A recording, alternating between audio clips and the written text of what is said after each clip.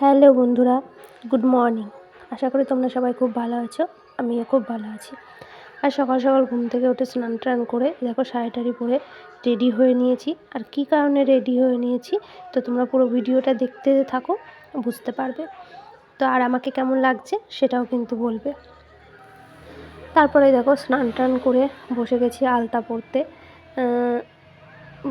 মানে ঘরের বউদের আর কি একটু পায়ে আলতা সিঁদুর এগুলো লাগালে বেশি সুন্দর লাগে, সে দেখায়। এখনকার দিনে তো এগুলো প্রায় উঠেই গেছে, কিন্তু যে কোনো পুজো আশরাতে যে কোনো পুজোর দিন আমরা সবাই একটু আলতা সিঁদুর সবাই পায়ে দিই, এতে বেশ ভালো লাগে সাজগোজ। আর এখন তো শাড়িও ঠিকঠাক পরা হয় না, কারণ শাড়ি পরাটাও যেন বাদ হয়ে গেছে। পুজো, বাড়িতে কোনো অনুষ্ঠান, এগুলো ছাড়া কখনোই শাড়ি পরা হয় না। মাঝে মাঝে মনে হয় যে মানে শাড়িটা আমাদের জীবন থেকে বাদই হয়ে গেছে এরকম। তো তারপরে এই দেখো, এটা হচ্ছে আমাদের উঠোন। উঠোনে সব পুজোর জোগাড় চলছিল। এখানে আমি আছি, আমার কাকিমা শাশুড়ি আছে, আমার যা আছে, বড় যা মানে আমাদের বাড়ির আর কি বড় বউ আর কি। দেখো এখানে জানি না তোমাদের কাদের কাদের এই পুজোটা আছে, এটাকে বলে উঠোন ষষ্ঠী বা মূলা ষষ্ঠী। তোমরা সবাই জানো ভালোই, এখন শীতকাল তো এই সময় মূলো ওঠে বা মূলো পাওয়া যায় বাজারে। এটা হচ্ছে উঠোন করতে হয়, এই জন্য উঠোন ষষ্ঠী, এবং মূলো লাগে পুজোটাতে, তাই অনেকে মূলা ষষ্ঠীও বলে। তো এই দেখো এখানে জোগাড় টোগাড় মোটামুটি হয়েই গেছে, আর বাকিরা সবাই করছে। আমি আজ প্রথম ষষ্ঠী নেব, এই জন্য আরও সাজুগুজু। কারণ নিয়ম আছে যে বাচ্চা হবার পর তো যে শাশুড়ি হয় বৌমাকে ষষ্ঠী দেয়, তারপর আবার আমার ছেলের বৌমাকে আবার আমি দেব, এইভাবেই পরপর চলতে থাকে। তো এটাই হচ্ছে পুজোর রীতি বা নিয়ম। আর এখানে দেখো পুজোতে লাগে খই, মুরকি, কলার ছড়া, আরও অনেক কিছু। তো মানে অনেক কিছু লাগে এখানে, অনেকভাবে নিয়ম। জানি না ভবিষ্যতে আমরা কতটা কী করতে পারবো। এখন আমার শাশুড়ি মা, কাকি শাশুড়ি সবাই আছে, ওনারা সব জোগাড় করে দেয় বলেই আমরা পেরে দিই, কিন্তু ভবিষ্যতে কতক্ষণ আমরা পারবো জানি না। আর এগুলো আমাদের বাড়ির কুচো কাচায় দেখো ওদের জন্যই। অ্যাকচুয়ালি বিয়ের পরে স্বামী, সন্তান, সংসার এগুলোর মঙ্গলের জন্যই সবাই পুজোটা করে। তো না হলে মনে হয় যে ভালো লাগছে না সব পুজো আশ্রাগুলো করতে। আর পুজো করতে আমার বেশ ভালোই লাগে, যে কোনো পুজোই আমি বাদ দিই না, সমস্ত পুজোই করি। তো এখানে দেখো আমাদের বাড়ি এখনও সবাই এসে পৌঁছয়নি, পুজো শুরু হয়ে গেছে। আর আমার শাশুড়ি মা মানে আমার শাশুড়ি আর কি পুজোটা করছে। আমাদের যে কোনো পুজোতে আমরা হচ্ছে নাথ, তো আমাদের টাইটেল হচ্ছে নাথ শিবগোত্র, এই জন্য আমাদের যে কোনো পুজোতে ব্রাহ্মণ লাগে না, এই জন্য আমরা নিজেরাই সমস্ত পুজোটা করি। আবার অনেকের নিয়ম আছে হয়তো ব্রাহ্মণ লাগে, কিন্তু আমাদের পুজোতে কোনো ব্রাহ্মণ লাগে না, এই জন্য মা পুজো করছিল আর আমরা সবাই এখানে বসেছিলাম। কেউ উলু দিচ্ছিল, কেউ। আর দেখো পরে আমার আরও কাকি শাশুড়ি আর জেঠি শাশুড়িরা সবাই এসছে, পুজোর নিয়ম অনুযায়ী পরপর পুজো করতে থাকছে। আর আজকের আয়োজনটা একটু বেশি ছিল, কারণ হচ্ছে আজ আমি ষষ্ঠী নেব। তো তোমরা ভিডিও কন্টিনিউ করতে থাকো, দেখতে থাকো, বুঝতে পারবে। আর এই দেখো, এইটা হচ্ছে আমার ধুরন্ধর, ছোট ধুরন্ধর। এই যে পয়সা নিতে যাচ্ছে একবার, ওই বসে গেছে আসনে পুজো করবে। খুব চঞ্চল, খুবই ছটফটে, খুবই দুষ্টুমি করে, কিন্তু বাচ্চারা যত দুষ্টুমি করবে, যত ছটফটে হবে ততই বেশি ভালো, কারণ এতে ওদের ব্রেনের ডেভেলপমেন্ট ভালো হয়। আর দেখো এখানে আমিও বসে আছি জায়েদের সঙ্গে। এখানে আমরা 3 জা আছি, সব জায়েরা নেই আমাদের বাড়িতে। মোট আমাদের ভাসুর দিয়ে দেওর দিয়ে 11 জন ভাই আর কি, কিন্তু সবার এখনও বিয়ে হয়নি। আর যাদের বিয়ে হয়েছে তাদের বউদের মধ্যে আমরা 3 বউ এখানে উপস্থিত ছিলাম, সবাই এখানে উপস্থিত ছিল না। আর বাকিরা ছিল আমাদের কাকি শাশুড়িরা, জেঠি শাশুড়িরা সবাই ছিল। তারপরে দেখো আমিও ফুল জল দিচ্ছি, একে একে সবাই ফুল জল দেবে। তো আগে দিদি দিয়ে নিল, যেহেতু ও বড় সবার, এই জন্য ও আগে দিয়ে নিল, এরপর আমি দিচ্ছি।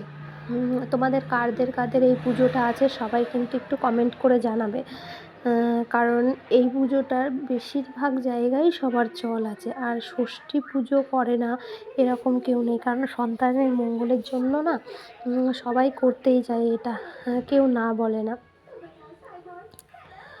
তো আমার ফুল জল দেওয়া হয়ে গেল, তারপর আমি প্রণাম করে নিচ্ছিলাম। একে একে সবাই দিচ্ছিল। আর অনেক দিন হয়ে গেল আমি কোনো ব্লগ ছাড়ি না, কোনো ব্লগ দিই না। মানে ভালো লাগে না, মাঝে মাঝে মনে হয় যে না ভিডিও করবো না, থাক। আবার মাঝে মাঝে মনে হয় যে না, নিজের একটা জায়গা যদি তৈরি হয় এখান থেকে করি। তো যাই হোক, আর এই দেখো কিছুতেই প্রণাম করবে না, আমি জোর করে করিয়েছি, তাই ও রাগ হয়ে গেছে। এই হচ্ছে সব সময় দুষ্টুমি, আর কি বলবো, কিছু বলার নেই, খুবই দুষ্টু করে। এখন ঠাম্মির কাছে গিয়ে হচ্ছে নালিশ, মা জোর করে প্রণাম করিয়ে দিয়েছে, সেটাই হচ্ছে। তো অনেক দিন পর একটা ব্লগ দিচ্ছি, তোমরা কিন্তু ব্লগটা একটু ধৈর্য ধরে দেখবে, ভালো লাগবে। আমি কিন্তু মনে করি যে কোনো ব্লগারদের, যে কোনো যারা ভিডিও করতে ভালোবাসো, তারা যদি কেউ প্রথম থেকে ভিডিও যে দেখছো সে দেখো, সে যদি কন্টিনিউ করে পুরো ভিডিওটা দেখো না, তার ভালো লাগা উচিত, অবশ্যই ভালো লাগবে। কিন্তু যদি মাঝপথে ভিডিওটা ছেড়ে দাও, তাহলে কি করে বুঝবে ভিডিওটা কত ভালো লাগছে। আর আমি অনেক দিন পর একটা ব্লগ দিচ্ছি, তো আশা করি সবার খুবই ভালো লাগবে। তারপরে দেখো কাকিমা, এটা হচ্ছে আমার আর এক কাকিমা শাশুড়ি আর কি, জল দিচ্ছিল। তারপর আমি আর মা, এই যে নিয়ম, মা প্রথমে আমাকে দিল, আমি আবার মার কোচে দিলাম, এইভাবেই ষষ্ঠীটা দিতে হয়। মা আমাকে দিল, তারপরে এগুলো নাকি সবাইকে, এখানে সরা আছে, কলা, সব জায়েদের দিতে হয়। তারপর আমি পরপর আমার জায়েদের কোচে এইগুলো দিচ্ছিলাম, দিয়ে প্রণাম করছিলাম। আর তারপরে এই দেখো সবাই মিলে একসঙ্গে কলার ছড়া, দেখো কতগুলো কলা, খই, মুড়ি চিড়ে সব একসঙ্গে মাখিয়ে এগুলো আবার সবাইকে কোচে নিতে হয়। তো সবাইকে কোচের মধ্যে আমি দিচ্ছিলাম প্রসাদ। কারণ এখন যখন আমি এই দিচ্ছিলাম তখন সকাল 10:30 বাজে।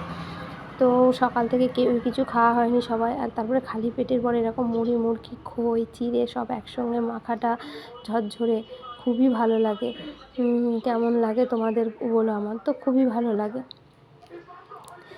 সবাইকে একে একে ভাগে দিচ্ছিলাম, সবাই কোচলেই নিচ্ছিল।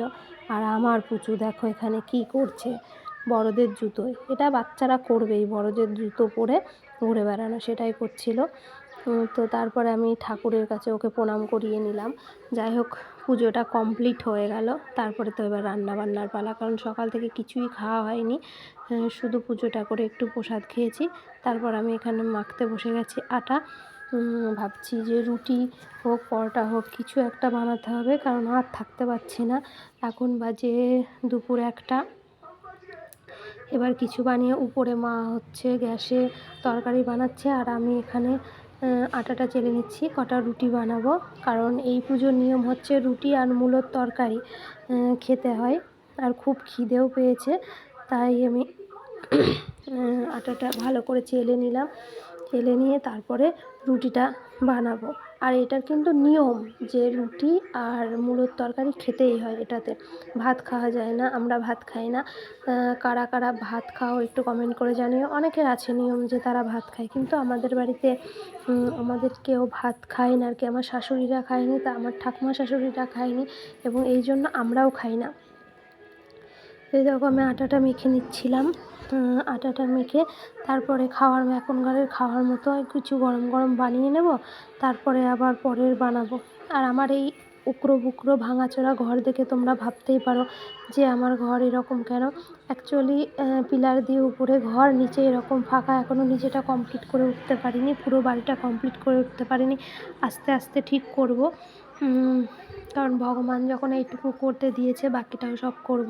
তাই বলে তোমরা যেন ভেবো না যে আমি ইউটিউবে ইনকাম করি সেখান থেকে এইসব ঘর বাড়ি বানাচ্ছি, এরকম না। আমার হাজব্যান্ড হচ্ছে চাকরি করে, রেলের জব করে, তো ওই বানিয়েছে বাড়ি। আর এই দেখো তারপরে পরোটা বানিয়েছিলাম আর কি, তেলে ভেজে নিয়েছিলাম, আর তার সঙ্গে ছিল মূলোর তরকারি, সেটাই খেতে বসে গেছি। আর কিছু বানাইনি, এখন বানানোর সময়ই ছিল না, এতটাই খিদে পেয়ে গেছিলো। তো আজকের ব্লগটা কেমন লাগলো তোমাদের কমেন্ট করে জানিও। সবাই ভালো থাকবে, সুস্থ থাকবে, আবার দেখা হবে নেক্সট কোনো ব্লগে। ততক্ষণের জন্য টাটা, বাই বাই। আর যারা যারা ভিডিওটা দেখছো, যারা নতুন, যদি তাদের কাছে যায় আমার ভিডিওটা, অবশ্যই সবাই আমার চ্যানেলটাকে সাবস্ক্রাইব করে দিয়ে পাশে থেকো। আর আমাকেও সবাই সব সময় পাশে পাবে। তা আজকের দিনটা সবার ভালো কাটুক। আমারও খুব ভালো কেটেছে, খুবই ভালো লেগেছে। তো এখানে এখন খাওয়া দাওয়া সেরে নেব, নিয়ে তারপরে একটু দেব ঘুম জোরদার, কারণ প্রচণ্ড ঘুম পেয়েছে। তো আজকের ভিডিওটা এই পর্যন্ত। সবাই ভালো থাকবে, সুস্থ থাকবে। Bye bye, tata.